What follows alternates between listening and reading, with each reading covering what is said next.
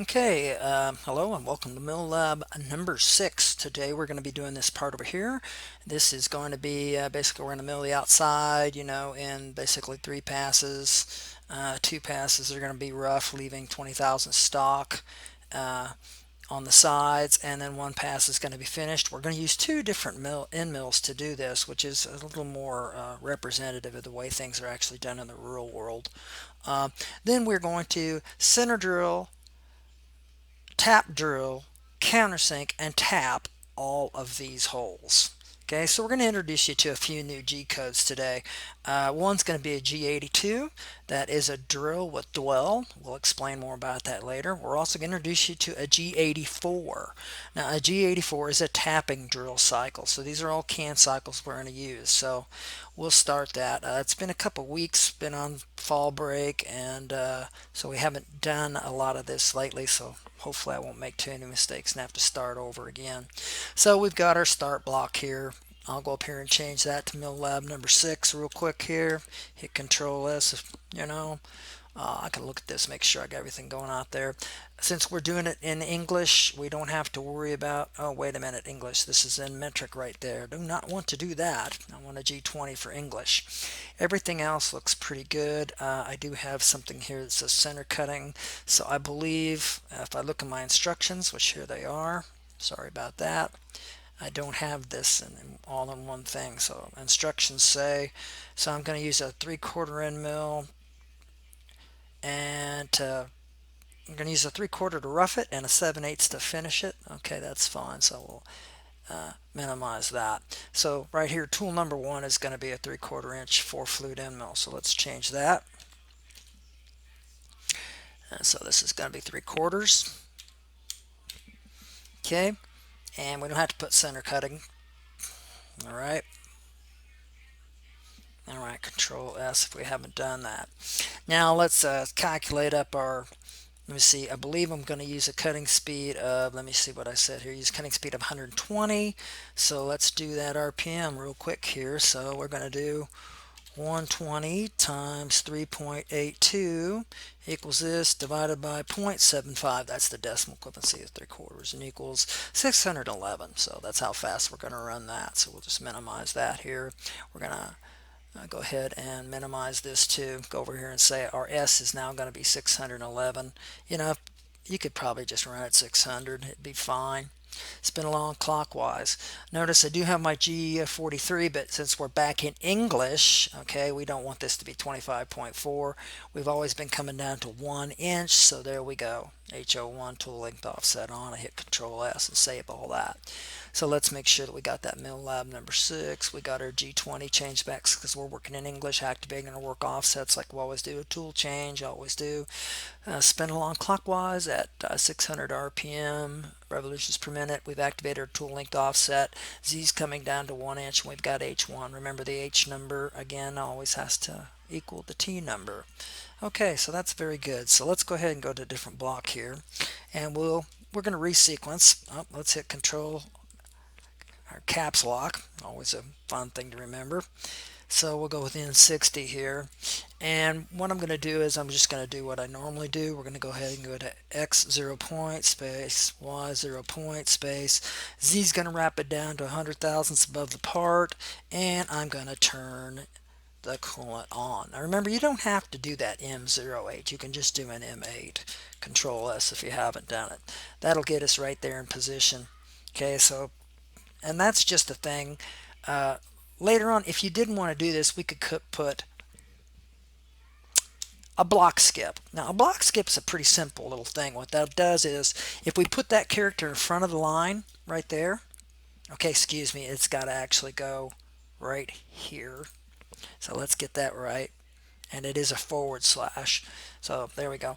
That block skip, if we have block skip button pushed or toggled on the control, the computer will actually ignore this particular line of code. it'll just go right past it. So that's a handy way of doing things if you got to take, like, you got castings and you have lots of extra stock. Some of them are bigger, some of them are smaller. Castings are not known for their accuracy. You can program in extra runs and then maybe measure the casting, say, well, I don't need to make these many passes because I'm going to be cutting air. So that's a good way to do that. We'll talk more about block skip later on. Okay, so we got that line. Let's go to the next one here. In 70, Control S, and let's go to safe start position. So we are using a 3/4 inch end mill. So we need to be at least half of that off of the part.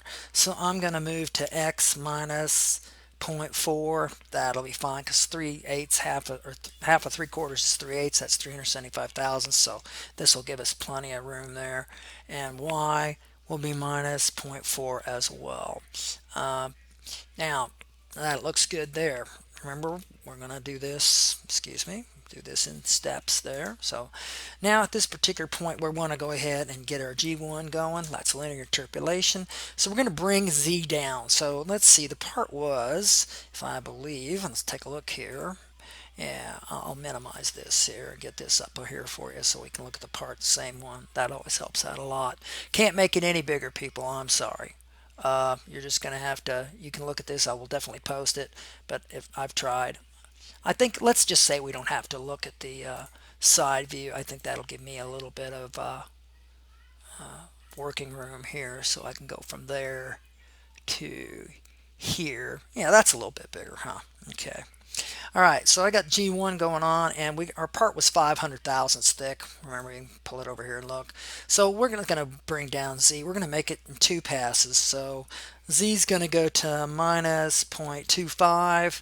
And again, how fast are we going to feed? What's our feed? Remember, there's no such thing as a G1 without an F word.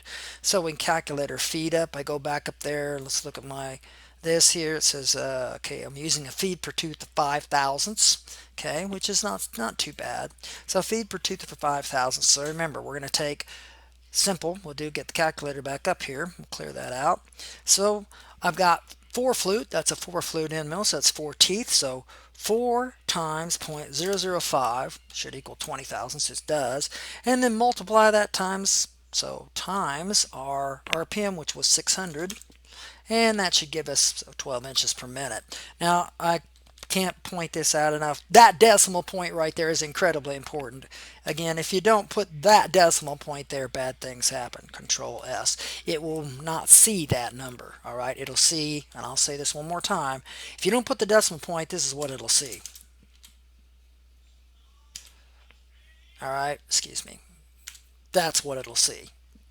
So that means for every time the tool goes around one time, it's going to move 1/1000 and 2/10, which is going to be an incredibly slow feed. So don't do that. Make sure that you put your 12 point there. All right, Control S. And of course, new line here. Let's go to N90 space. So our G1's already active. So we've got that down there. We're in a safe start position. I'll come up here and do that real quick for you.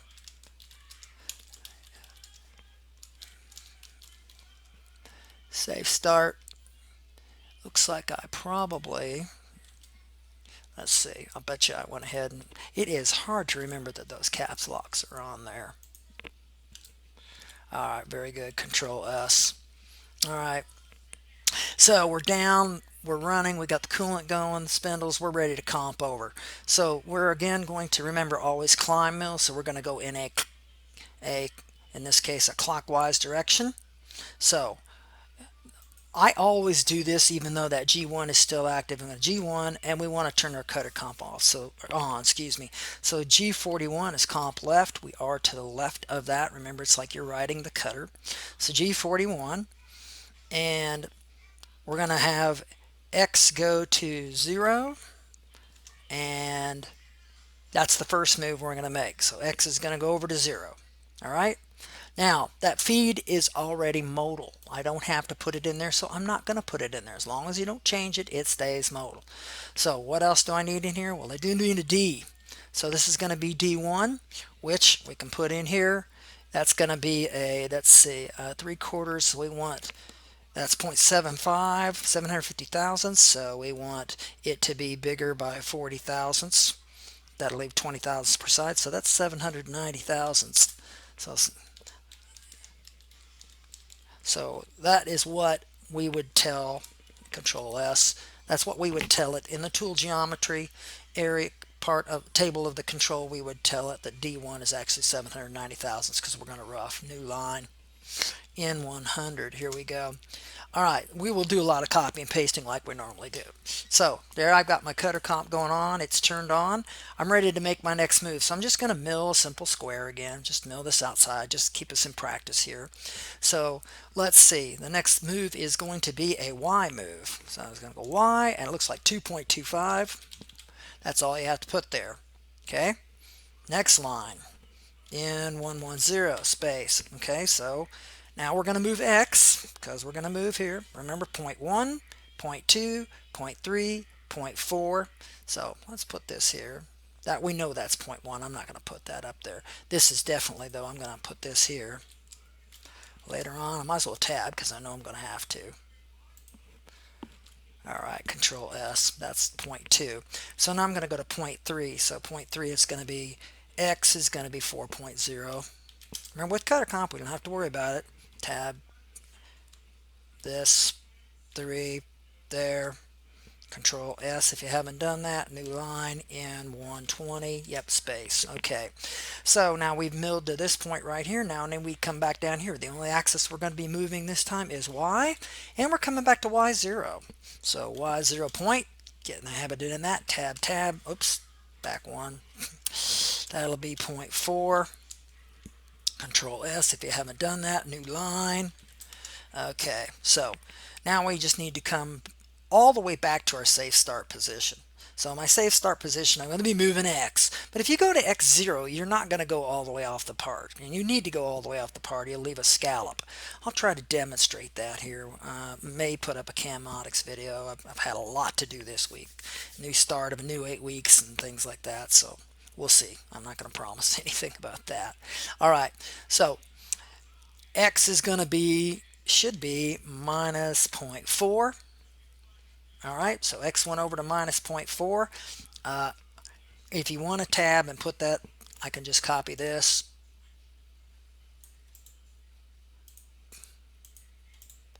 Now back to my safe start position.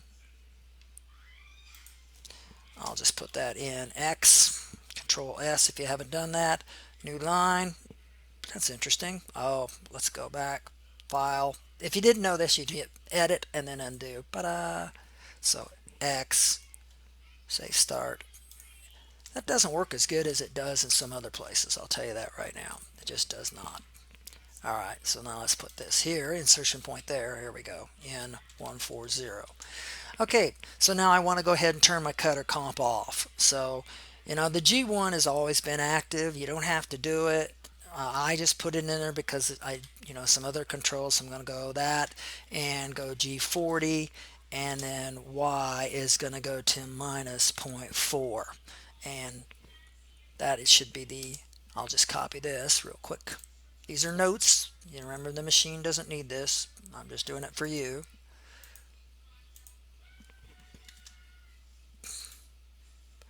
Okay, and we'll back that up one. There we go. Looks like I'll probably end up having to tab these over even more, so let's just go ahead and do that now. All right, Control S if you haven't done it. New line. You can put your insertion point right there, N150 space. All right, at that particular point, okay, I've turned the cutter comp off. All right, now I'm going to get rid of this because actually I didn't need that.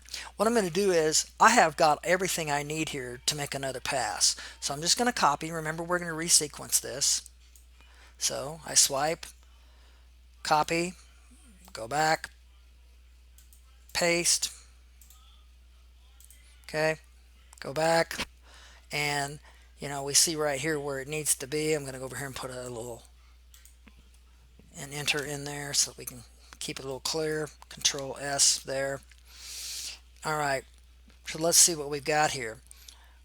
Now, this point right here, do I need this? Because I'm already down 250 thousandths. Remember the rules between cutter comp. You can't make any moves except X and Y moves. No Z moves in there, you'll screw it up. I'm going to say some more sophisticated controls will accept that, but most will not. So I don't think we need that line right there. I mean, it's going to go over there and it would actually run into the part. So that would be a bad thing to do. So let's get rid of that. Okay. And I'll delete that. Control S. Okay. Do we actually need this? Well, because that's where we're at already. We're already at x minus 4, y minus point, x minus 0.4, excuse me, and y minus 0.4. I don't need that block either. So again, each time we do this, we're learning how to optimize our programs. Control S. So all we need to do is change this. This time I'm going 500,000 steep, because maybe 510. All right, that way we got plenty of stuff. I'm still going to use the same. All of this is good. Hit Control S. See, what would happen was Z would just go down to 500. It would comp back over. It would mill the whole outside, leaving 20 thousandths. Remember, I'm leaving that because D1 is actually, I'm telling it that's 40 thousandths bigger than it actually is. We're actually using a 750 thousandths diameter cutter. I'm telling the control it's 790, so it'll leave 20 thousand stock here, here, here, and here. Okay, this is going to do the same thing. Now I went 510. So what's the beauty of that? Well, the beauty of that is simply this, is that I have just now, I'm going to give us some spaces here, because we know that's the way that works. Control S if I haven't done it, which I don't think I have. The beauty of that is, and one more space, there we go, is that I programmed my second cut all by just copying and pasting. All I had to do was change this and get rid of a few things. All right, so let's do our third one. Guess what? Copy and paste again. So we'll go over here, and we're going to copy, bring this back. Normally I wouldn't have to do this because remember, I'm going to hit a space there like I said, and I am going to resequence all these numbers using Predator Editor. Alright, now let's take a look at what we got here. What do we need to change? Well, we do want to take our final pass. Alright, now normally what we've been doing is, you're going, okay, that's normal, right? This is what we normally do. But I told you we're going to use a different tool. I absolutely did. Okay? Remember that? I said we're going to use a different tool as a finish. Okay? So you can do it like that, but the bottom line is what's going to happen is these roughing end mills right here when you're doing the roughing are eventually going to wear down, and they're not going to leave a very good surface finish. So it's a good idea to come in and make your last finish cut with a nice, sharp, what we considered a finish end mill. All right, so I really, this particular point, while I could leave it all right there, truth is, I need something else. Now, I'm going to leave that there, I know this is going to get confusing for you. I'm not trying to be confusing here. I'm going to go ahead and move this down. We want to stick a tool change in here. So let's remember what all our tool change had. Well, we used our safety line, all of this, all of this, all of this, okay? Plus a couple other things. So first I'll copy this, all right? Now let's see right here. This is 790 in control. This is 510. So I'm going to put this right here and paste it. All right, now you're going, oh no. Well, remember this is going to be our tool change. So this time we're using let's change all this. We're using a 7/8, and I'm going to call it finish, F-I-N-I-S-H, finish end mill, Control S if you haven't done that. Okay, so we got our safety line. Now there was something else that we wanted up in here. Let's see if anybody remembers. I'm just going to put any end number in there because, like I said, I'm going to resequence. So let's just say in 100. Okay, I will open a line here.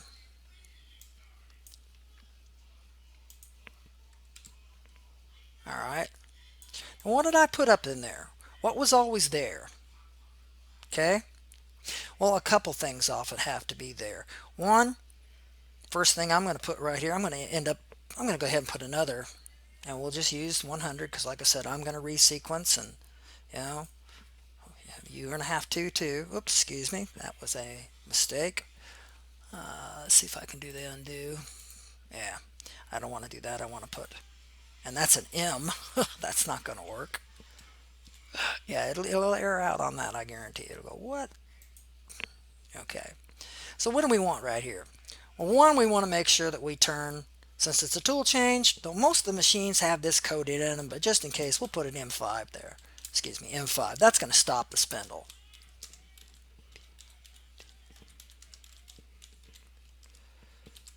Okay. Then I'm going to put an M1. Now that M1, let's see if you remember what that is. That's an optional stop. All right. An optional stop means there is a button on the control that if I press it, it's toggle. It's either on or it's off, just like the block skip that I was talking about. So this will give us the option to stop here. This is the way I can search for this and go right to this tool change. So what we're doing is we roughed with one tool and we're finishing with another, which is totally different than what we've done. So we have to have that M5 in there. We have to have that M1 in there. All right, and it's best to have that M5 in there. Now, let's see what else we need to change here. Well, we definitely need to change our tool numbers. All right, we need to change our H number. Control S if you haven't done that. All of this is good. All that is good. RPM. Well, we have to calculate our RPM up for a 7/8 finish end mill. That's going to definitely be 4 flutes. So, okay, so let's just do that real quick here. So again, we have 120 times the constant 3.82 equals that, divided by 0.875. Again, you see the difference, the beauty that your decimal equivalencies helps you out. It says it's running 523. Now, I'm not too confident about that. I want to double check it. I think I did there. That's what I think I did. Nope, didn't. Divided by 0.875, which is 7/8. Yep. So 525 would be great. So we'll change our speed down here to 525. Yep, 520.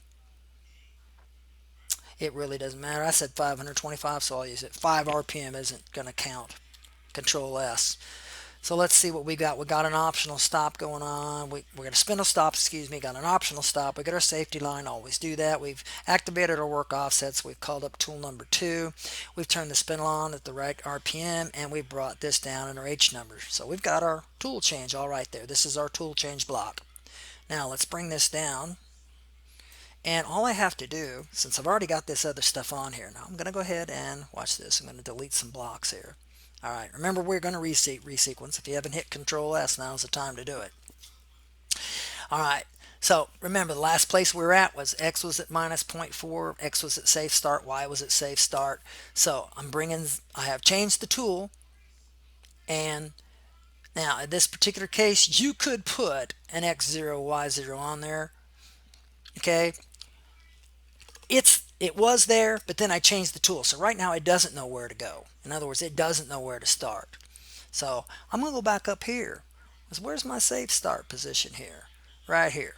I'm going to copy these 2 blocks because I like those blocks right there. And this is a good, whenever we do a tool change, remember, you have to tell it where to go. It doesn't remember where it was. So I'm going to put this here, open up some blocks here, and go ahead and paste these right in here.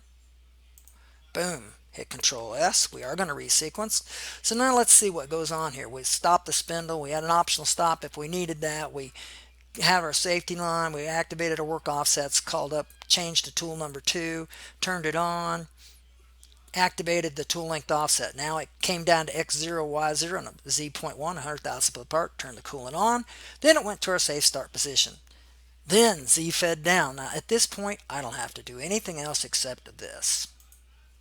I'm going to change that to D2. That's the beauty of this. And tell it that this is now whatever the actual size of the end mill is. Let's say it's 7/8 is nominal. That means if you look on the shank of it, it says it's 7/8. You need to mic it and make sure. But let's say it was a brand new end mill. I measured it anyway, and it was 875 thousandths. Control S if you haven't done that. So that's what's going to be in the control. Okay, so it's going to use D2, and it's going to do all of this. And it's going to remove that 20,000 stock that we left on all these surfaces here. Okay, so I did a tool change to tool number 2, which is in this case was a 7/8 end mill. And if you look at that, I got that in the instructions right here. It says using a 4 flute 3/4, you're going to rough mill. Using a 4 flute 7/8 finish mill, so you're going to do that. Okay, that stuff will be in there. Okay, so at this particular point, we have actually milled this outside, which is more practice than reality because, we really couldn't do this all at once. Maybe if it was in a vise, we could. It was way up out of the vise. We're not worrying about setup right now. We're just worrying about actually coding the right way. All right, let's get some lines here. Get it down here so all that moves that up. I'm going to hit Control S just in the case that I didn't do that. Now remember, I am going to resequence. Okay, so now what do we do? Well, we're going to do another tool change. We have milled from there to there, from there to there, using cutter comp. Wave it back, we're sitting over here. Okay, we're 100 thousandths above the part. Okay, actually it's time to do something. Now what else did I forget here? Okay, there's something here that I've forgotten. We need to put those in there. See, for me to tell you that, the minute you stop doing this stuff, you have it's really easy to forget this kind of stuff. Well, when I did a tool change here, right here, because here's my tool change, I'm going to put another end block line here. I don't care what the number is. You forgot your G28. And remember, Z 4 inches will make it a good clamp jump. Okay, that's going to machine home, right? Enter that, Control S. All right. Now, that was my G28. I'll put over here machine home, tab, tab, tab, oops, back tab.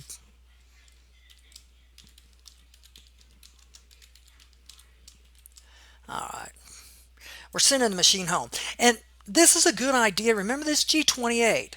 What it'll do here first is it will, first off, Z will wrap it up to 4 inches above the part. Then all three axes, X, Y, and Z, are going to go to the home position. Once it goes to the home position, it's going to recalibrate itself. Now let's say we had a lot of stock here, a lot of rough stock that we removed. Well, the machine might have developed what's known as following error, so bringing it back home after roughing it and letting it recalibrate is very important. Okay, then we did a tool change and we have a nice new refreshed, everything's calibrated and ready to go. It's all as accurate as it's ever going to be. And we went ahead and milled the outside, okay, with a nice, fresh, brand new, let's say, very sharp 875 thousandths diameter end mill. Why did I use 875? I used 3/4 for the roughing, which is smaller than 875. 3/4 is 750. 875 is 875 or 7/8. Well, here's the deal. I knew I could get by with 3/4 real easy.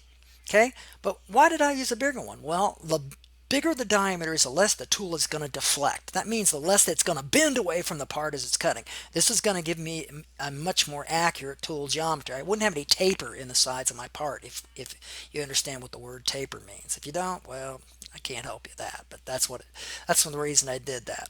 So we've done all this. So let's go ahead. What do we want? Well, we want that G28, don't we? Yeah, we do. So I'm going to copy this whole block again. Remember, we're going to resequence all of this. Copy, and bring it back over here, and I'm going to paste. By now you should be used to the fact that this is the way that goes. Control S if you haven't done that. Okay, so let's see. We brought that to X0, Y0. Again, we could have put a block delete or a block skip, excuse me, not block delete, but block skip there if you didn't want it to do that. But this is a good idea. It's just a good thing. Then went over to safe start. Z came down to 510. We comped over. We milled. We comped. We moved. We all went all the way off the part. We comped, turned the comp back off, and nothing's in there, right? And then we sent the machine home. So now I'm ready for a tool change. All right, because I didn't have my G28 in there. Whenever you do a tool change, you're going to have a G28 prior to that. I like putting it in this block. You could put it up in this block. The bottom line is it needs to be, that G28 needs to be right here. It really does. Okay. All right. So let's go back here. So what am I going to do? Well, I'm going to copy my tool change. So let's find my tool change block here. We can go all the way up there. Isn't this it right here? Yep. M5. This is it right here. Now, something you can do later on, our programs are going to get kind of tricky. And what I mean by that is they're going to get really long, and some people really get freaked out by these weirded sequence numbers. Some people don't use them at all. I'm going to do this. I'm going to open up Predator Editor. Okay, I'll minimize it first. Go ahead and go Control A here. Control A to select. Oh, it is selecting it all. I hate that does that. Then I'm going to copy it. Okay. Now, something looks like I had something weird here. Runtime error, very popular. I don't know what you're talking about. I think that was just a fluke. So I'm going to paste it into here. All right. Hopefully there it pasted. And what I'm going to do is I'm just going to go into process, resequence by 10, be fine. Okay, boom. All right. Now you can bring it up here. You can see we all got nice new resequence numbers. Okay, so I'm going to hit Control A. I'm going to come over here and click any place in the blue. I'm going to right click and I'm going to go down to, I'm going to just go cut it out of there. I'll turn this thing completely off, close it. It'll probably say, oh, I don't want to, no. And I'm just going to go back into here, hit Control A. Notice that I've see. And then again, any place in the blue, right click and go paste. Now take a look at what I got. See, now I got all my numbers are nice and resequenced, so we don't have to be confused. You can do that, Control S, anytime. All right, you can do that anytime if you get confused, and if you haven't downloaded Predator Editor, you really ought to. There's other ones out there, but it works pretty good. It's in a few other modules how to download it. All right, so we did. Let me see. Let's go back to here. We made our finish mill pass right here. Okay, because that's what that was. That was our 7/8 finish end mill. We made our finish pass. This is our finish pass. I'm not going to put that any place because I'm getting it too busy. And you don't want to get it too busy. So let's go back up to our tool change block. Here it is right here. All right. I got my G28 here, so we're in good shape. So I'm going to go ahead and copy all this. Copy. Go back here. And let's get some blocks going by hitting enter. So bring that up there. And again, since this is going to be our, go ahead and paste. Now let's take a look and see what we got going on there. All right, I'm going to hit Control S. All right, of course the numbers are not in sequence anymore, but they will be. Remember, you can resequence them anytime you want to. So I stopped the spindle, I optional stop, everything. Got to change this to Tool 3 because we're going to Tool 3 now. Got to change this to H3. Okay, Control S if you haven't done that. Let's see, this is not going to be a 7/8 4-flute finish end mill. All right, this is going to be a number 4 center drill. Now I'm going to do that. There we go. Control S. So that's going to be tool number 3. We got H number 3 down here. That's the only thing you have to change except the RPM. Now if we look on our directions, which I'll have these posted, looks like I said center drill 125,000 steep with the number 4 center drill running at a speed of 1250 RPM and a feed of 2.5. That's enough of that. So that said 1250. I said this before, but I'll say it again. 1250 works in almost every situation with a number 4 center drill. Rarely do you need to use a larger center drill. Now, if you have a small hole, like 100 thousandths or something, you might want to use a number 3. Basically, center drills go from 0 being very small up to 7 being ridiculously large. I've never ever used one on a mill. I think they just use them on lathes and things like that. Control S if we haven't done that. All right, so we got our tool change right there. Now we're at tool number 3. We got it going and everything. We're ready to go ahead and drill. We're going to center drill all these holes. Now, I'm going to go like this. This is going to be, so this is 1, 2, 3, 4, 5, 6, 7, 8, 9, 10, 11, 12, 13, 14. Now, you know, you could go this way, you could go this way, you could go this way, you could go. It doesn't really matter. In some cases, you'll actually save a lot of time. Now, if you do this with Mastercam or any other cam, they just randomly, it jumps from this hole to this hole, and then drills that hole, then does that hole, then does that hole. It's based how you select them too, so we're not going to talk about that. So let's go ahead and say we're at N 300 here, because I'm right at N90, so N 300 space. So I've got my tool going on. What I want, well, I'm going to do my X0. I can just paste it because it's right here. I should have just copied this whole block, shouldn't I? Yep. See, you know, it has been 15 days. Oh, no, I don't want that. I want to go copy, and then I want to go paste. Paste, and hit Control S. Okay, I always have to go to X0, Y0. Let's get some more numbers, some spaces here by hitting enter so that get some stuff here that we can work at. So, now, we've got a number 4 center drill, so we're down, the coolant's on, we're ready to go, let's say line N310, Okay, so what do I want to do? Well, I want to work to my first hole, which I said this is 1, 2, 3, 4. So this was going to be hole number 5, or point number 5 here. And the dimensions are all given to you. This is called baseline dimensioning. It's as nice as it gets. So the first thing we want to do is, remember, before we're going to use the G81, which is a standard drill cycle, you always want to move it into the position first. So I'm already at G00, so I don't have to go any as fast as the machine's going to go. I just have to tell it where to go. X is going to be 0.5. See, right here, X is 0.5. And Y is going to be 0.375. Okay? Now, that's all you need to do for that line. Hit Control S if you haven't done it. In 320, I will resequence these again later on, but you've already seen me do it once. You can do it as many times as you want, but I usually wait till the last. Okay, now it's time to activate our G81. Now remember G81, so that's the first thing you put there is a G81 space. Okay, now the next thing we want to put is our Z depth. I said minus 0.125, so 125,000 steep. Then the next thing you want to do is tell it feed. There's no such thing as a G81 without an F word in it. You'll get an error. I said we were going to go 2.5 inches per minute. Let me double check. Center drill using a 2.5 inch per minute. Yep. Okay, I'm looking at my own directions. Control S if I haven't done that. So what the machine will do is first it'll rapid to X0, Y0, Z.1 and turn the coolant on. Then it's going to rapid to X.5, Y.375. Then it's going to drill a hole right there using these right here.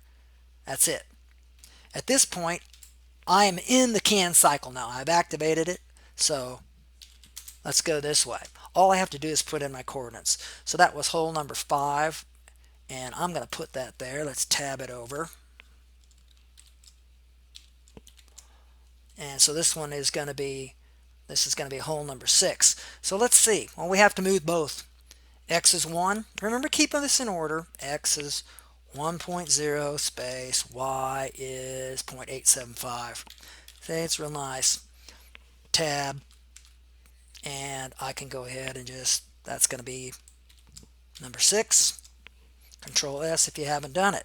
New line. Now what it'll do is, it'll move, it's going to rapid to that position. Okay?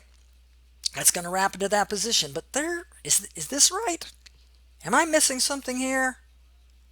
Ah, come on, if you've been watching any of these videos, you sure should pick that up. I'm going to start doing that more and more. We need an R plane. Now, generally, I put it right here. The machine really doesn't care. R plane means it's going to retract. Whatever you rapid it down to, it's in your best interest to keep the R plane the same if you can. So R is going to be 0.1. Yeah.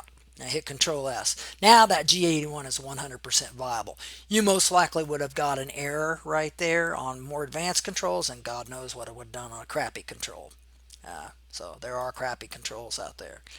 So new line in 340 space, Control S if we haven't done that.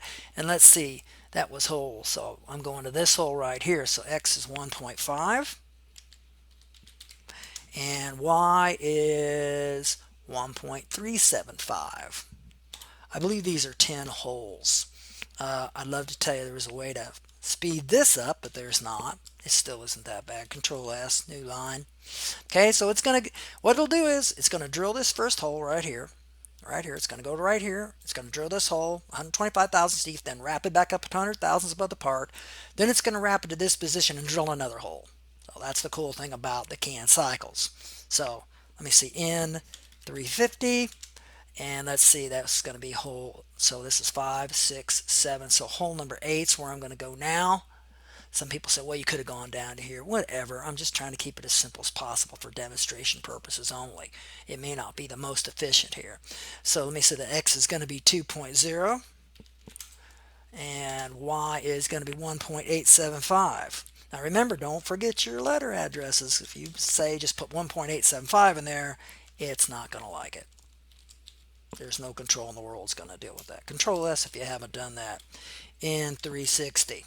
So what are we going to do here? Well, we got another hole. This was hole 8. 5, 6, 7, 8. I'll just go down. We'll just do it like this. We'll go back and call this hole 9. So hole 9. So X is going to be 1.5. And Y is going to be 0.375. Now, like I said, some people might have gone bump, bump, bump, bump, and then bump, bump, bump, bump, bump, bump, bump, bump, bump, bump. That would might have been one of the probably the most efficient way to do it. I went this way. Honest to God, we're only talking about a couple, less than a minute. All right, so that was hole number 9. All right, Control S if you haven't done that again.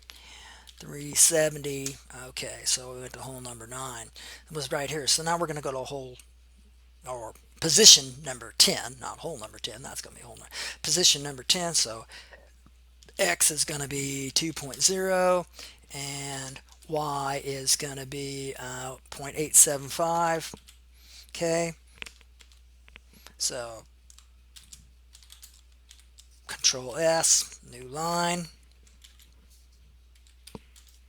Okay, that works real good right there. So we were right here. So 5, 6, 7, 8, 9, 10. So we're ready for hole 11. So X is going to be 2.5. And I'll double check these coordinates. It ain't 2.45, it's 2.5.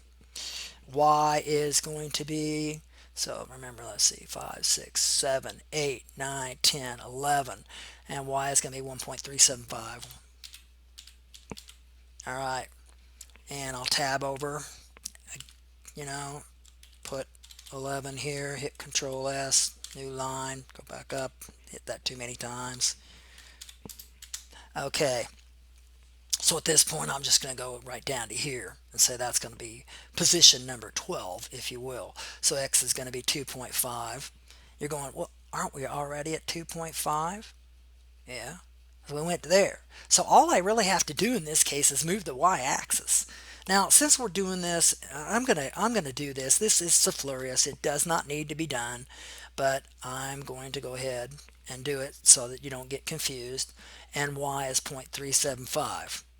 Now, remember, once again, I'm just randomly picking the order and the, like I said, I'm pretty sure now that going from here to here, then over to here, then over to here, and up to there would be probably the most efficient way to do that. Control S if you haven't done that. 400. Okay, so that was hole 12. So 5, 6, 7, 8, 9, 10, 11, 12 was right there. So this is going to be hole 13. So X is going to be 3.0. And Y is going to be, well, that's hole 13 right there. Y should be 0.875. Okay, tab, and let's put 13 in there. Hit Control S if you haven't done that. And N410 space. Okay, so let's see right here. Let's make sure I was at, so 5, 6, 7, 8, 9, 10, 11, 12. And this was 13, which is X is 3.0. Yep, so 14. All right, 4 points plus 10 equals 14. So my last one is going to be X 3.5. And Y is going to be 0.375.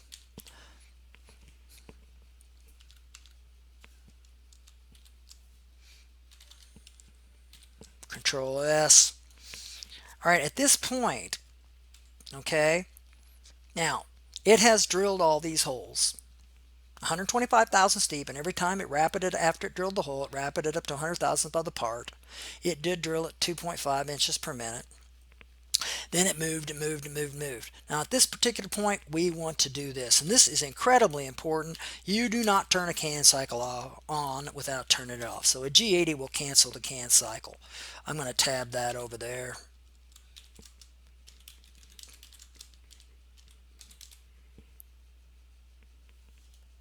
And here. And let's get rid of some of those. Okay, cancel can cycle, Control S. That should stand alone. It's just really good for your operators to see that. Because if not, the very next place you move this, if you don't put that G8 in there, the very next place this machine goes to, it's going to try to drill a hole using those parameters right there. Okay? All right. So, what do we need to do? Well, there's one other thing I think I'd like to do in there, and that would be a G28, huh? Yep, because we're getting ready to do a tool change. So, in 430 space G28 space Z 4.0. All right, Now, I could have copied that, right? It's right up here. I could have just gone dun dun dun. So remember, you can copy a lot. A lot of times, believe it or not, once you get to a certain point in doing this, these are again the kind of mistakes that you make. I just copied that. Try it again. Yay, Randall. All right. Boom. Okay. There we go. Control S. So now it's went up to 4. It's still running. So what I want to do is another tool change. So I'm going to go up and get my tool change block right here. And we're going to copy that. Copy. Go back down here. Give us a space right here just for clarity's sake. The machine does not care. Okay, and I'm going to paste that. Now, at this point, I'm going to add some lines here. If I do something here with that highlighted. Okay, Control S. So we're up there. We've stopped the spindle, optional stop. Okay, so this is tool 4. So this has got to be H4. And what is it going to be? Well, it's going to be a 213 thousandths drill, 0.213. Okay, because we're going to tap these holes quarter 20 over here. This is going to be, it actually says, I believe, quarter 28 on it, but we're going to go ahead and tap, or it doesn't say, it just wanted me a quarter-inch drill, but we're going to tap.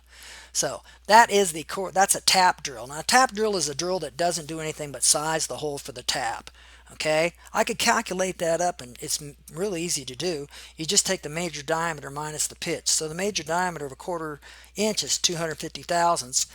Minus, and I'll store that. Boom. Okay, and then I got 1 divided by 20 will give me the pitch expressed as a decimal. So it equals that. So basically, I've got this. I'm going to subtract that from memory recall. So memory recall, guess what? It's 200,000. See?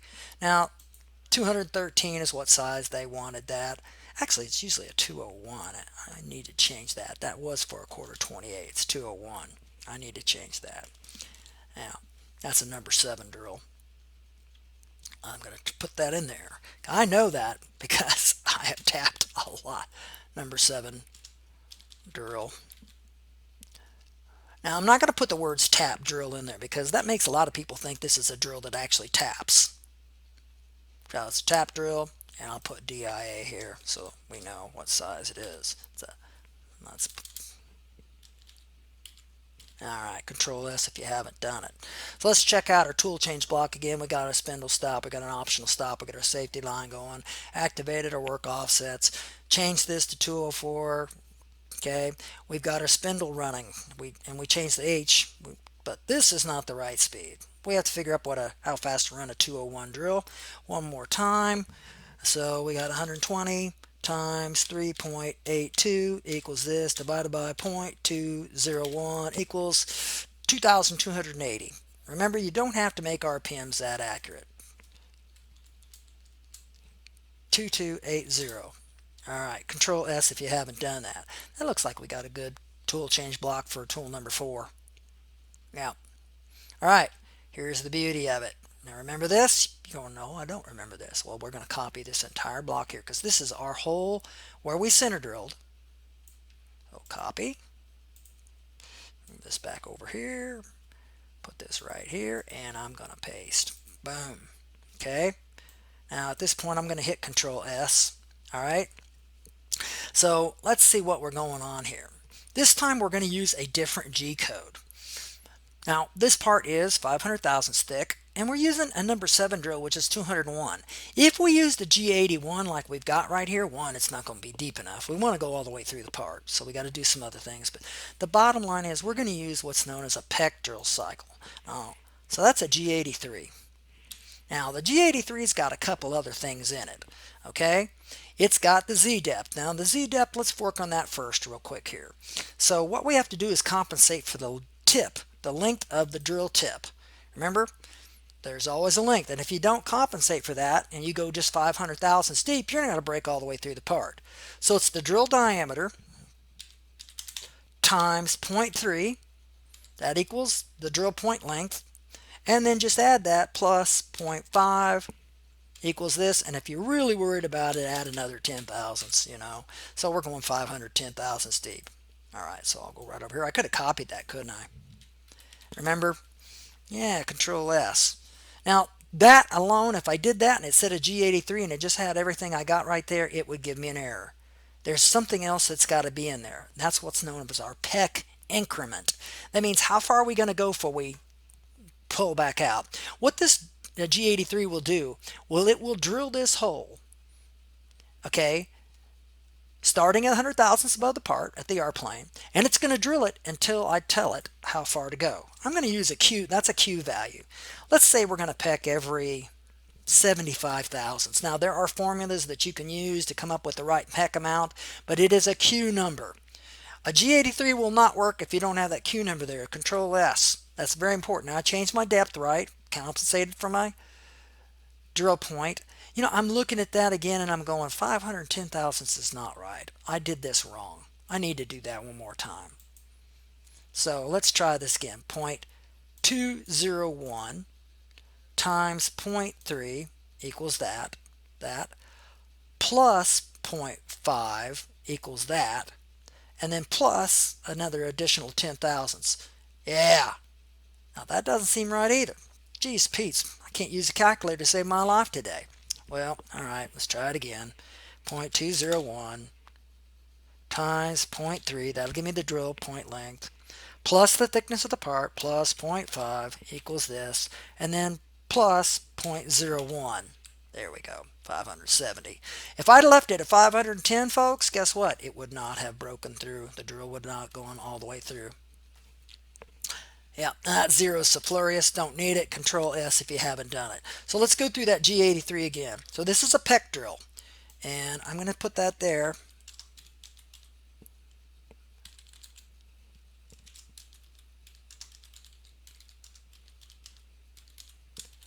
Okay, this will make it so that we have a nice. This also it does a couple different things. One, it makes the hole very accurate. It cleans the chip out. It'll make your drill last longer. The drill won't walk or go crooked on you as much. So there's a lot of reasons to use a PEC drill cycle. All right. Basically, the bottom line is the deeper the hole or the smaller the diameter of the drill, the smaller this PEC increment should be. That's your PEC increment. The Q is the PEC increment. Control S if we haven't done that. Now, let's see what else I got on here. Well, I got my feed. I'm going at 2.5 inches per minute. That is not the right feed for a 201 drill. Let's calculate that up. Now, I'll clear this all out. Okay, so I told you that we're going to use a 2 thousandths per revolution feed for every 1/8 inch drill diameter. So first, we're going to put in 201. We're going to divide it by the decimal equivalency of 1/8 of an inch, 125. That means there's 1.6 of an inch in there. Then we're going to multiply that times 0.002, and that means every time this drill goes around, it should go down 3 thousandths. Now I got to convert that to what? Well, I got to convert it to inches per minute, so I got to multiply it times the RPM, times, and 2280 equals 7.3. That's fine, will be good. I would copy this, but it's way too far. I can just put 7.3 in here very quick, 7.3. Sometimes it's not quicker to copy and paste, is it? No, it's not. Control S if you haven't done that. I'm going to open up some lines here and bring this all back up, and we're going to talk about what it's doing again here. Okay, you know, we've got all our hole positions right. We have our G83. Okay, it's going to drill 570 thousandths deep. Okay, and once what it'll do is, though, that's its total depth. It'll first drill 75 thousandths below the surface, then it'll wrap it back out to the R plane, then it'll go 75 thousandths further. It'll keep just doing that. That's why they call it a PEC drill, because it basically does its peck, and it gives it a chance to clear out the chips and things like that. Like I said, it's a really good idea if you have a small diameter drill. I'm trying to remember the smallest diameter drill I ever used. It was like 30 thousandths or something ridiculously small, and I pecked it every 5 thousandths. Good God, it took forever. Honestly, I think I told you about that. That was that part that took me 80 hours to drill. There were 5,280 vacuum holes in this part, and they were all 30 thousandths, and I only broke one drill. All right, so right now what we've done right here is we have tap drilled this. Okay, now like I said, I could put tap drill up here But I don't want to confuse people. I don't want people thinking that this is a drill that will tap, because it will not. Okay, there are such drills. It's just a drill that sizes the hole for the tap. And by the way, based on the formula that I used to come up with the right size tap drill, these are on charts too. You can find them everywhere. Just type in tap drill charts, tap drill diameters. This is based on 75%, so it's going to cut 75% of thread. We never cut 100% of thread. Later on, we'll talk about other things about tap drills in greater detail. So let's see what we've got all here. Okay, now one thing that I think I have forgot, and you know, like I said, you always look at this and forget. I look at all my G28s and I realize that I never turned the coolant off. So that means I got splashed with the coolant. Yay me. And coolant is nasty. So let's go up and look for all our G28s. Okay, so here's the first G28. See, M9, Control S. Here's the next G28. And actually, I could just copy that M9, right? Copy. Go right here. Paste. Control S. Go on down here. I'm going to put it right there. Space. Paste. Control S. All right. Let's see here. And there we got our M9 down there. So now we've turned our coolant off. There is an off and on button on the control, but it's a pain in the butt. Any operator that you ever, if you don't put that M9 in there, they will. They'll put it in there. Okay. Like I said, Control S if you haven't done that. So what did we just do now? So now we tap drilled it. So we sized the hole for the tap. Okay. That's a great thing. Now what we want to do next is we're going to go ahead and we're going to do another tool change. So let's go back up to our tool change block. Copy all of that. Hopefully I got it copied. I don't know. We'll take a look. Copy. Go down here. I'm going to hit open me up some lines here and bring this up so we don't have to look at it. And I'm going to paste. Boom. All right. So this would be tool 5, wouldn't it? And that means H5, doesn't it? Yep. Okay, so this is going to be what? What are we using here this time? Well, I'm going to use a 1/4 20 tap. So, 1/4-20, okay, tap. Now, I'm not going to go into all the different types of taps that are out there. There are literally hundreds, if not thousands, of different style taps. All right? I don't have time to do it, but I'll just tell you that you need to know the number of tapered threads that are on a tap, and we'll talk about that later. Now, what about RPMs? So I'm using a 1/4 20 tap here. Oh, wait a minute. No, I don't want to tap right now. You never tap. This is wrong. I'm not going to do this. This is not what I'm going to do. I am going to countersink. So I'm going to use a 1/2 inch, okay, diameter, 90-degree countersink. I'll have to double check my, okay. Now, a countersink is a cutting tool that produces a part feature called a countersink. Now, you always countersink before you tap. Let's do this again. We always countersink before we tap. Now, we could have actually saved ourselves a big step up here, but instead of using a number 4 center drill, we could use the 1/2 inch diameter spot drill and basically center drilled and countersink at the same time. Saved us a tool change, a lot of things. Okay, but there's a big arguments about whether or not that's super accurate. And I'll be honest with you, they're not. Spot drills are not as accurate. They're not as accurate. And they're not as center drills. So if your whole location is very critical, this isn't going to work. Evidently, I didn't copy that, paste that all the way. Let's hit Control S. So I'm going to go back here. That's what I want to make sure I got all that. Yep, tool length offset. Oh, this did some weirdness here, didn't it? Of course it did. Control S. All right, so let's go back and look at our tool change block. Okay, so turn the spindle stop there. We went ahead and do our safety line, activate, got tool number 5. It's a 1/2 inch diameter countersink. Let's make sure I put that. Yep, got that. Don't forget those. If you do this like I did, error, the machine, and God knows the kind of weirdo error you'll get to. It just depends on who's the software engineer was. No, don't do that, because if you don't put that in there, it'll think it's part of the program. All right, So what do I want to do? Well, I'm going to do, basically, I'm going to go ahead and get this block again. Okay. And I'm going to copy it. And we're going to use a different. So let's open up some blocks here. Get this up here. Put it right here. And paste it. Bring it over here. Bring it over here. I might just get ready to resequence this sucker because, you know, it's getting pretty big and I'd like to see my numbers all straightened up. So maybe I'll do that again. All right. Now I go back up to my tool change block because I look at that and I say, well, if I countersink at 2,280 RPM, I have ruined the countersink. Okay, there's no doubt about it. Countersinks will run slow. Typically on a manual machine, we say as slow as it'll go 300, it'll be just fine. Okay, so tool 5, H5, got my RPM going, got my tool description in there, got everything going. Hit Control S if you haven't done it. Then I copied F, and it's going to wrap it X0, Y0, Z.1, turn the coolant on. Then it's going to wrap it into position number 5. Now, this is not going to be a G83. We are not PEC drilling. We're going to use what's known as a G82. A G82 is a standard drill with dwell. Okay. Now, so let's go here. See if I can't. Now, what's a dwell? A dwell is simply it's going to pause when it hits the bottom. Drill with dwell cycle. Okay.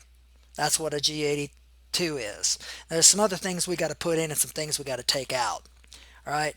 So, first off, we have to tell it how long to stay. Once it gets to this depth, 570, which that's not right either. That's not right. But the other thing we need in here, first off, we're going to get rid of the Q.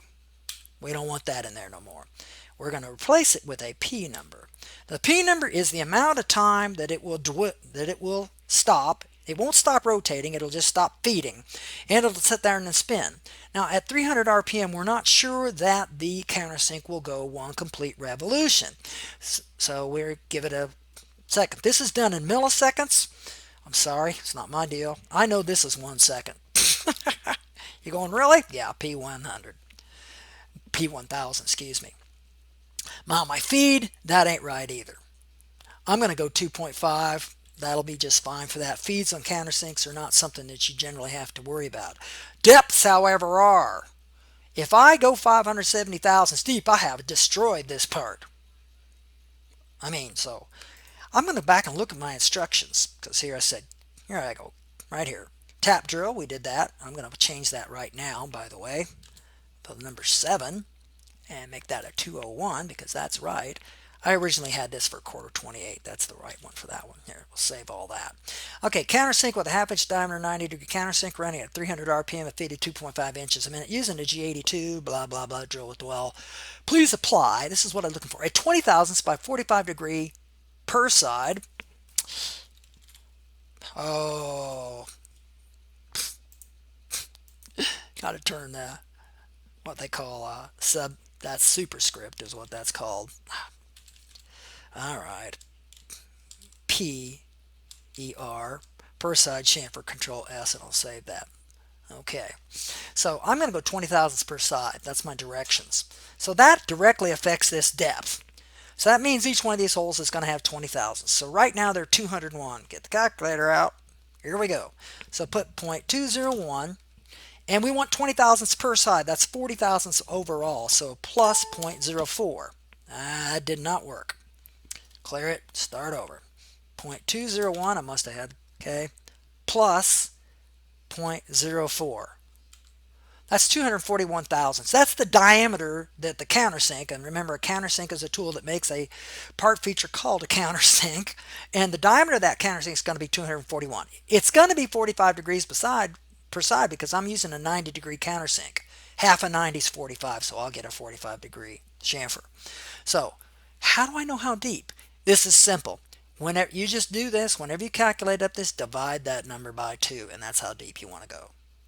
And I know I got several students who learned it the hard way, probably never forget it. I'm not talking to anybody in particular. Now, I'll just go ahead and go copy, because that's in good shape. Look at this, I've already got it. Paste. Now, if I left it like that, without putting that minus, I'd be in trouble. Control S. So let's double check our G82. So we wrap it into position. We got our hole positions. We called our G82. We are going to go 120 thousandths deep. Our R plane is going to be 100 thousandths apart. We are going to dwell for 1 second. Okay, so once it gets to 120 thousandths deep, it'll stay down there for 1 second. That'll make sure we complete a countersink. And you're going, what? Well, if this countersink, the tool that is called a countersink that makes a part feature called a countersink goes around only half a circle, you only have half a countersink. I've seen it. Okay, now this isn't a peck drill, so I'm going to get rid of that. Drill with dwell, Control S. So we're going to drill for 1 second. So it's going to go to all these places again, and it's going to countersink all those holes. Control S. I think I just did that already. Now I'm ready to tap. So I'm going to open up some lines here. Actually, I'm going to go ahead and hit Control A. Okay, I hate that it does that because it makes you think, oh my God, I deleted my whole program. And I'm going to copy that. Let's see if Predator Editor will open back up for me. Yeah, it was. And then I'm going to, as soon as the splash screen's gone, that's called a splash screen. Let's see if we got her all up there. Yep. Process, resequence. Okay, it resequence. That's great. Control A will select everything. Go over here. Well, I'm just going to cut it. Close this off. Say no. Go back over to here. And this should already be highlighted. See? And then just go paste. Boom. Now I have a whole nice resequenced program. There we go. Control S if you haven't done that. So see, you don't have to wait to the end. If the numbers get you confused, by all means, resequence is whenever possible. All right? I'm going to change because this was, I think, the last one we did. So 3625. That's fine. Control S. Remember, this is the program name, and that's exactly what the control is gonna. You're gonna have to refer to that as that. Okay, it's program number whatever. All right. So at this point, we have countersunk our holes. Yeah, we used the G82 to drill with the well. Went 120 thousandths deep, which will give us a 240 thousandths diameter countersink, which will give us a 20 thousandths per side. And since we're using a 90-degree countersink, we're going ahead and get a 45-degree chamfer. The R plane remains 0.1, and P, that's the amount of time that we're going to dwell. I want to double check my spindle speed. Yeah, I'm all good. So it's time to go ahead and finish this up. So I'm going to go back up here. Time for another tool change, isn't it? Yep, that's right. So we go over here, copy that. Sound like I'm talking on the radio. Copy that. Go here, paste, pull that back, hit Control S just to save it. This is tool 6, isn't it? Yep. See, I always do these things first. This one's going to be that 1/4 tap.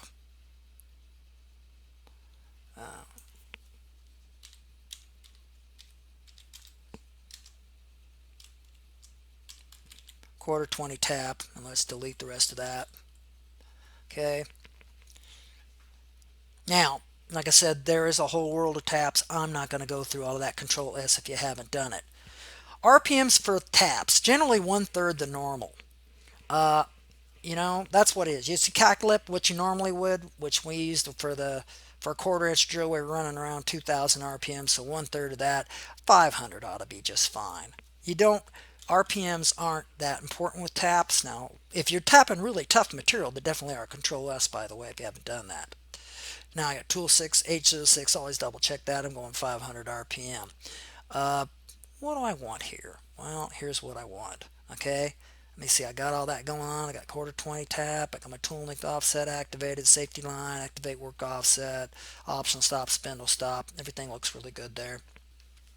It's time to go ahead and copy this next block. By now, you've probably already done it. And most people have probably stopped watching this video by now. That's okay. I'm not. It doesn't bug me a bit. Okay, put it here. Bring this up. Put this right here. And go paste. Okay, bring it back over here. I'm going to hit Control S. Now, our tool change block is good. Okay. We've got tool 6. This is the last tool we're using. 6 tools in this program. All right. We're going to leave all of this alone. We are going to change this from a G82 to a G84. Now, a G4 is a tapping cycle. Now, what it's going to do is, first off, we have to determine how deep to tap. Well, we're going to tap all the way through this part. Now you have to know the number of tapered threads. Every tap has tapered threads. I'm going to go a little bit on taps and tell you there are three basic types of taps. There's a plug tap. Well, let's just do it in order of number threads. So the one with the least amount of threads is called a bottoming tap. 1 to 1.5 tapered threads. You never tap a hole with a bottoming tap to start with. You use that to finish if you need threads all the way to the bottom of the hole. Never try to do it. Do not use a bottoming tap unless you have no other option. And seriously, it won't start. It'll go over a place. It'll mess the threads up. It'll just, it'll be terrible. And most of the time we do that by hand. That's right. We tap those all the way to the bottom with a bottom tap. Then there's what's known as a plug tap. Now, a plug tap has 3 to 5 tapered threads on the end of it. And it's a very popular tap. Why is the number of tapered threads important? We have to go deep enough to get to where we're cutting full threads. So we have to know the number of tapered threads. So you need to know that. And the last one's called a plug or a taper tap, which has 8 to 10. Those are generally hand taps. Yes, those are the taps that you use by hand. They got a lot of tapered taps. I'm going to say this is a plug tap. Okay, we'll just say that right now. Plug tap, which means it has 3 to 5 tapered, not tapweed really, some tapered threads, threads. Quarter 20 plug, 3 to 5 tapered plug, and I'm gonna do a little copy and paste in here because I don't like where that's at. Cut. Oh, look at that. That does not. Plug tap. Space. Paste. Good. Over. Control S. Alright, so it's a quarter 20 plug tap with 3 to 5 tapered threads. We're going to assume that it has 5 tapered threads. So we know the part, again, over here is 500 thousandths deep. So we got to go at least 500 thousandths, but we got to go 500 thousandths plus 5 tapered threads, okay? So how do we know how do we know how far 5 tapered threads is? Well, simple like this. Remember, the pitch, 1 divided by 20. All right, that equals 50 thousandths. So that means on this tap, or if you were to put a bolt in this hole, every time you turn the bolt around 1 complete revolution, it would move 50 thousandths. Depends on which direction, of course, counterclockwise, maybe up or down, but bottom line, it's moving 50. Take that times 5. Okay, 250 thousandths. So we're assuming that there is at least a quarter inch of tapered threads. Now, you can also just take the tap out and just get a scale and measure it. Look at the tapered threads, it's pretty obvious. I'm going to add that to my part thickness, which I didn't have to do that, 750 thousandths. That's how deep I am tapping, 750 thousandths. Now that won't work, 2 decimal points, give you some sort of error, depends on the control. Control S. The P, we don't need it, no sir, okay? That feed is not right either. The R plane is good. Now, we're not going to call this a drill with the well because this is just a tapping cycle. Okay?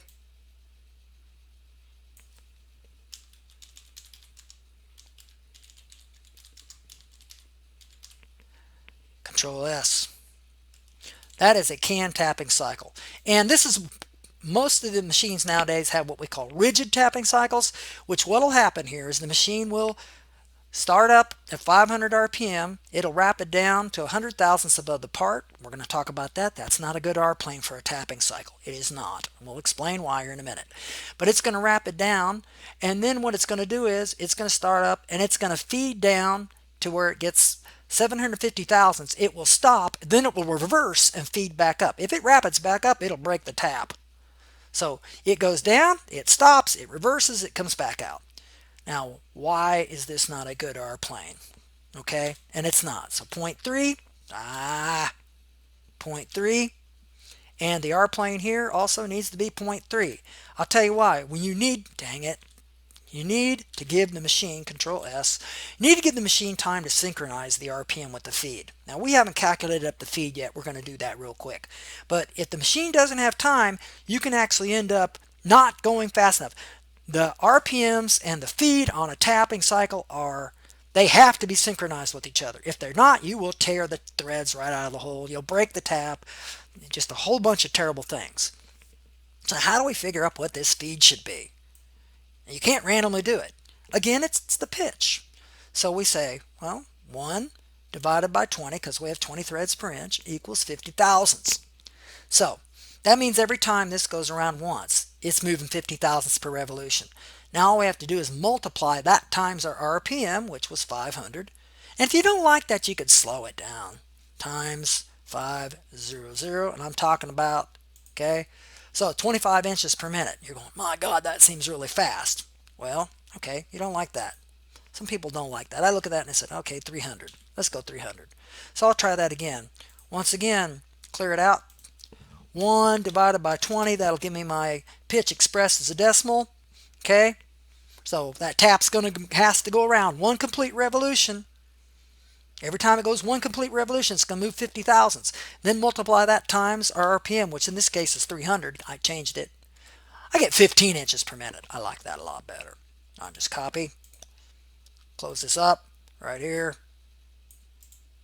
paste. Now, if you don't put that decimal point in there, you will break the tap. Control S, because it'll go 1,000ths and 5/10ths per revolution, and you'll snap that tap right off. Remember, that feed and that RPM have to be synchronized. And I will actually I'm going to put a little, later on, a little you calculating tap feeds. Yep, that's the next thing you're going to learn how to do.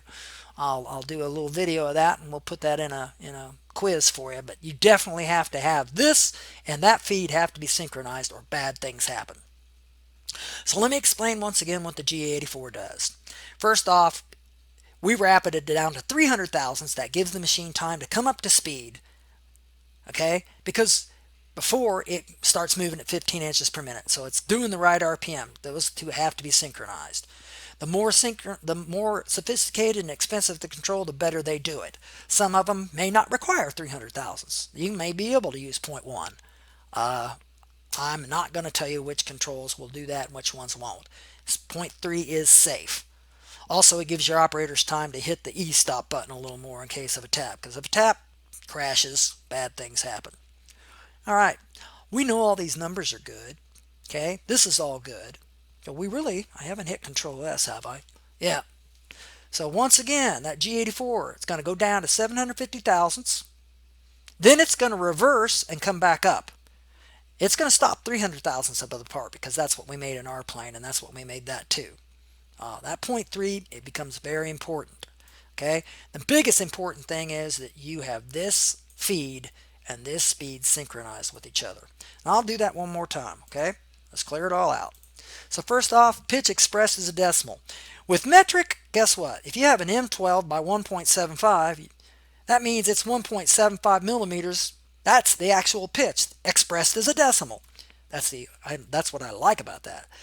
We don't have that, so we have to go 1 divided by 20, because we're cutting 20 threads per inch. So that particular tap needs to move down 50 thousandths every time it goes around once. Change it, convert it to inches per minute times our RPM equals 15.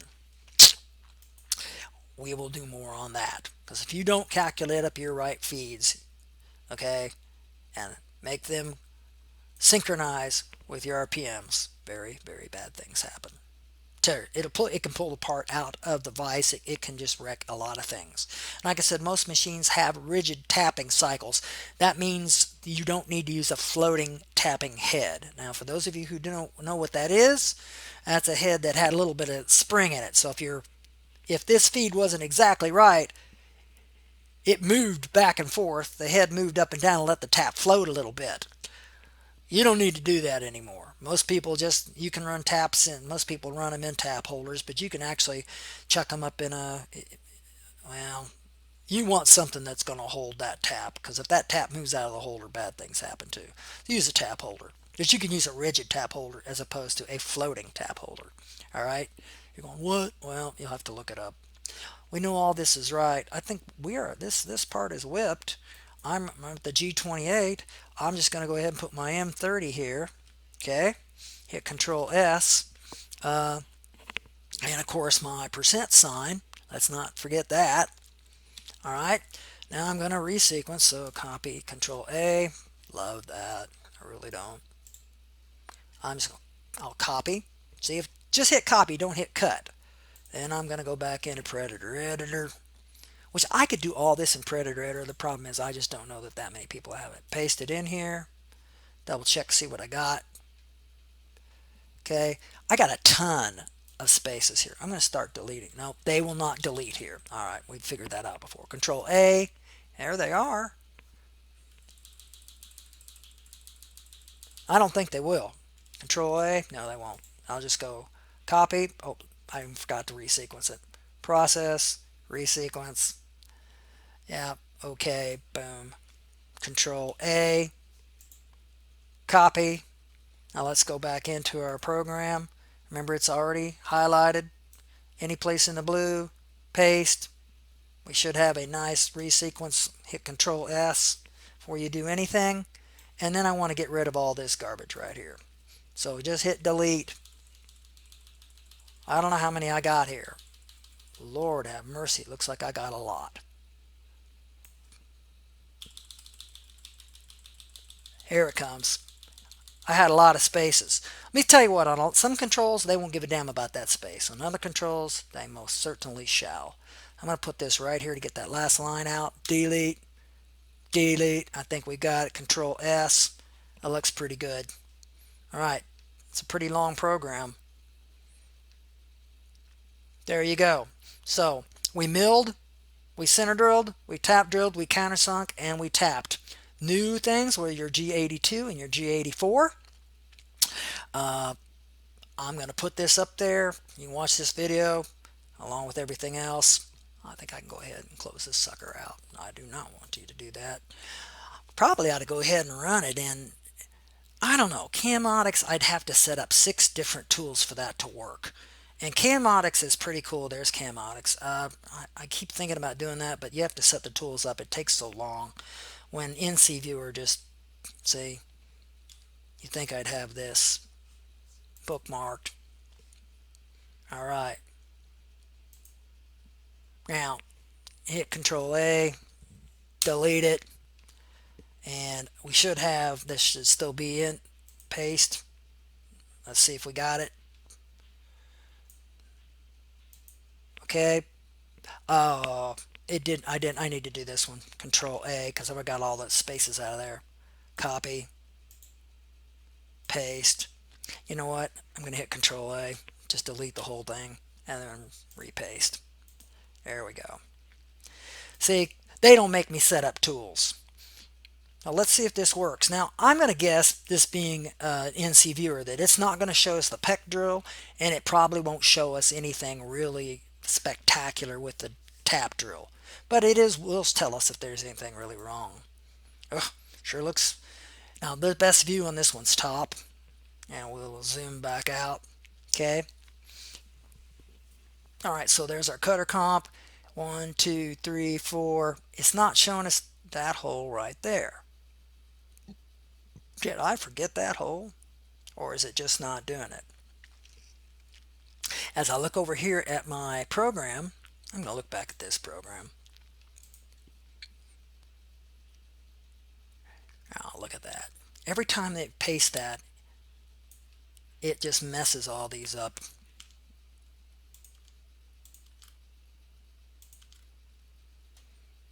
Alright, let's see if there's any place else that it messed them up.